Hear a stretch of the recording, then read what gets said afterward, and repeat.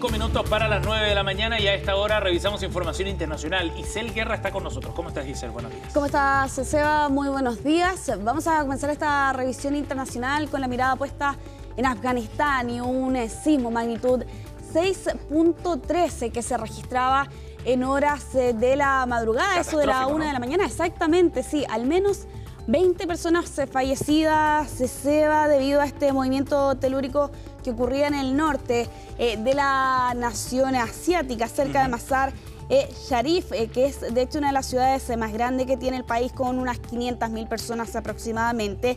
Y este terremoto, ¿no? Magnitud 6.13, que tuvo una profundidad de apenas 28 kilómetros y que dejaba estas imágenes que estamos viendo allí en pantalla de una destrucción que lamentablemente Afganistán vuelve a repetir después de lo ocurrido en el mes de agosto, donde también se registró un movimiento telúrico que dejó cientos de personas fallecidas. Respecto a lo ocurrido a esta madrugada, bueno, se registró como consecuencia un apagón en todo el país, incluida también la capital, en Kabul, y esto debido a daños en las líneas eléctricas procedentes de las naciones vecinas. También con esto, Seba, daños en la Mezquita Azul, que es venerada por los musulmanes chiitas, que fue construida en el siglo XV y que también resultó con algunos daños reportados aquí por las autoridades. Lamentablemente, Seba, al menos 20 personas fallecidas, se habla de más de 500 personas lesionadas, y con la advertencia que hacen desde el régimen talibán, ¿no?, de que esta cifra de víctimas fatales muy probablemente va a aumentar en las próximas horas, teniendo en cuenta, ¿no?, las condiciones que vemos precisamente allí en la Mezquita Azul, también con algunos daños reportados esta noche. Y entendiendo también la pobreza también de Afganistán, que se refleja en una infraestructura bien débil. El sismo en términos de la magnitud no fue tan fuerte, al menos no para los parámetros a los que estamos acostumbrados acá en Chile. Sin embargo, los daños son bien evidentes y que reflejan al final problemas de infraestructura serios que tienen países como este. Sí, exactamente. Tú allí abordas un punto crucial, ¿no?, que explica también los daños que no solo se reportan en esta oportunidad, sino que también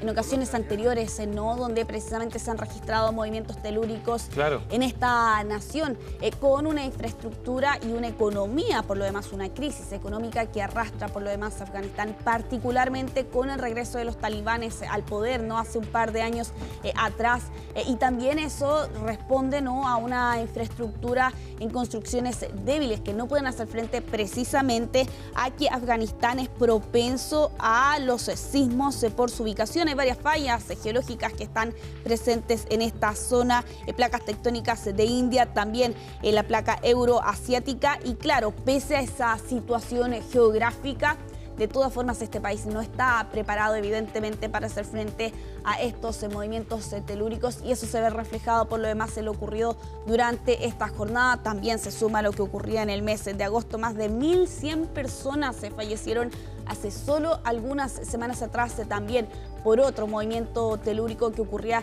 en el este de Afganistán, en una zona mayormente rural. Allí, lamentablemente, la gran cantidad de víctimas fatales responde precisamente a los bajos niveles en las construcciones de esa zona de la nación asiática. Y claro, con ello se hacía alusión por lo demás a la crisis económica que también arrastra este país y que responde por lo demás ahora, y que se ve reflejado sobre todo precisamente a un terremoto de estas características. Vamos a estar actualizando esta información durante esta jornada, teniendo en cuenta, ¿no?, principalmente lo ocurrido durante este día, las víctimas fatales que podrían aumentar. Ya lo han señalado por lo demás las autoridades en estas últimas horas, es la advertencia que hacen también allí desde este país. Pero avancemos, Seba, en esta revisión internacional con una entrevista que ha dado Donald Trump, que ha sido emitida el día de ayer por la noche, 60 Minutes, y donde hace una advertencia al líder venezolano Nicolás Maduro, señalando que tiene los días contados. Wow, bien explícita la advertencia, ¿no? Exactamente, pero viene con un matiz también estas declaraciones, y que es lo que genera una serie de preguntas a esta hora, porque si bien en esta entrevista con el CBS, que fue difundida el día de ayer por la noche, señala que Nicolás Maduro no tiene los días contados. Le preguntan precisamente y Trump responde: diría que sí, creo que sí, pero al mismo tiempo le resta la importancia a una guerra inminente. De hecho, se le consulta precisamente al presidente de Estados Unidos si Estados Unidos va a entrar en una guerra con Venezuela, y Trump allí responde: lo dudo, no lo creo. Entonces queda la duda finalmente a qué hace alusión Donald Trump cuando señala que Nicolás Maduro tiene los días contados, claro, teniendo en cuenta semanas que han pasado en medio de estos ataques que ha lanzado Estados Unidos en aguas del Pacífico, también en aguas del Caribe, contra al menos 15 embarcaciones. Uno de los más recientes ataques ocurrió durante este fin de semana.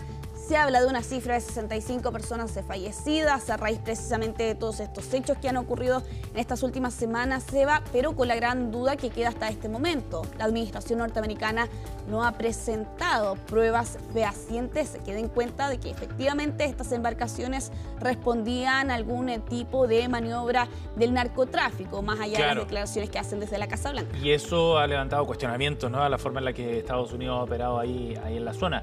De todas maneras, la presión militar es bien evidente, ¿no?, sí, por el despliegue de embarcaciones y otras decisiones que ha ido adoptando y acciones que ha ido adoptando el gobierno de Donald Trump. Y da la impresión también, desde la posición de Nicolás Maduro, que ven una amenaza real, ¿no?, sí, por los despliegues que han hecho dentro de Venezuela, por las campañas para reclutar a los civiles también, a que tengan algún rol ante una eventual amenaza armada. En fin, o sea, pareciera que Venezuela es muy consciente también de los riesgos que está corriendo. Sí, y a eso además se suman anuncios más recientes que entregaba la administración norteamericana, como por ejemplo el despliegue de sus portaaviones más moderno, ¿no? El claro, Gerald Ford, sí, con una fecha que hasta este momento no ha sido dejada en claro, pero que de todas formas refuerza, ¿no?, este mensaje, y con ello también el aumento de las tensiones entre estas dos naciones. Y claro, aquí también con la postura que ha dejado en claro también Caracas, ¿no? Acusan a que Washington está utilizando el narcotráfico como un pretexto, ¿no? Lo han señalado desde el régimen, sí, más de alguna oportunidad para imponer un cambio de régimen, y con ello señalan desde la nación sudamericana apoderarse del petróleo. Bueno, se suman estas declaraciones entonces en medio del aumento en las tensiones y que se ha sostenido sobre todo en estas últimas semanas, con declaraciones y con también otras figuras que se han involucrado también en este sentido, como el presidente de Colombia, Gustavo Petro, ¿no?, que también veíamos recientemente cómo la administración de Donald Trump anunciaba medidas precisamente contra el presidente colombiano, quien ha lanzado también varias críticas precisamente a la administración norteamericana, y ahora particularmente en medio de estas acciones que ha estado realizando Estados Unidos precisamente no solo en aguas del Caribe, sino que también en el Pacífico, y claro, con ello también allí sumando nuevos ingredientes precisamente a estas tensiones que se han extendido en estos últimos meses. Ya para ir cerrando esta revisión internacional, lo vamos a hacer en Inglaterra, Seba. Ajá. Este fin de semana de Halloween, ¿no? Por lo demás, ocurría un ataque en un tren con destino a Londres el día sábado, ¿no? Noticia.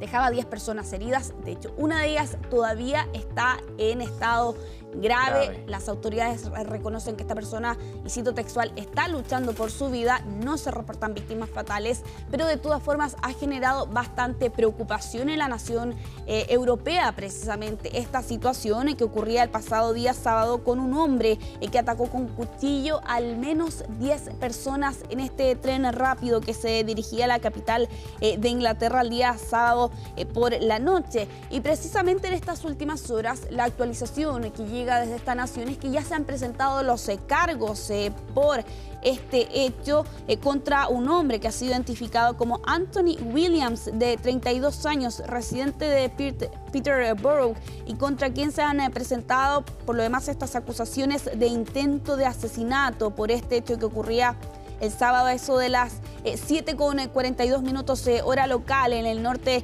de Londres, en este tren de alta velocidad que estaba haciendo el recorrido entre Doncaster y Londres, y cuando salía de una de estas estaciones es que este hombre realiza este ataque con cuchillo que, según relatan, Seba, duró unos 10 minutos. Harto rato. Bastante. Hay también testimonios que dan cuenta de la desesperación evidente, ¿no?, de los pasajeros de este tren, pero con algunos que también creían que era una broma, precisamente por el contexto, porque ocurría en la noche de Halloween, y tenía la duda efectivamente de qué se trataba esto. Y claro, poco a poco se dieron cuenta, o rápidamente en rigor, se dieron cuenta de la dimensión por lo demás que tenía este hecho, que al menos hasta el día de ayer se descartaba una posibilidad de ataque terrorista. En algún momento se habló de 2 personas detenidas. La verdad es que la segunda persona fue desestimada el día de ayer por la noche. Aquí las autoridades hablaban básicamente de un hombre de 35 años británico que fue liberado finalmente al demostrarse que él no estaba implicado precisamente en este hecho. Pero ojo también con el tema de las armas blancas en Inglaterra particularmente. Ya se habla directamente de una crisis nacional, lo califica el propio gobierno laborista de Keir Starmer. Solo el año pasado se incautaron 60.000 cuchillos y navajas en todo el país. Hay que recordar también el ataque más reciente a la sinagoga en Manchester, que también fue con un cuchillo. Y claro, en el último año se habla de al menos 49.000 delitos asociados precisamente al uso de arma blanca, precisamente en Inglaterra. Y este ataque particularmente, Seba, viene a reforzar precisamente estas preocupaciones y temores del gobierno laborista de Keir Starmer ante el aumento que se han reportado por ataques precisamente con cuchillo y con navaja, y en este caso particular, si bien no se habla de ninguna víctima fatal hasta este momento, no deja de ser grave precisamente este hecho que ocurría en una estación de trenes, por lo demás, durante este fin de semana. Sí, y genera mucho temor en las comunidades, ¿no? Y en los usuarios cotidianos, un sistema tan usado además como el tren en Inglaterra, ¿no? Lugares que parecen hoy día más vulnerables al final. Y a eso además se suma, por lo demás, que hasta este momento no está del todo claro qué habría motivado este ataque. Recién ahora se han conocido algunos detalles de la identidad de este hombre de 32 años, que es británico, por ejemplo, se ha apuntado en los medios locales, pero al menos públicamente, Seba, no se ha informado de qué habría sido la motivación detrás de este hecho, que hasta el momento afortunadamente no deja víctimas fatales, pero hay una persona que sigue hospitalizada y que vamos a estar monitoreando también allí su situación durante este día. Gracias, Isel. Que estés bien, Seba. Nos vemos.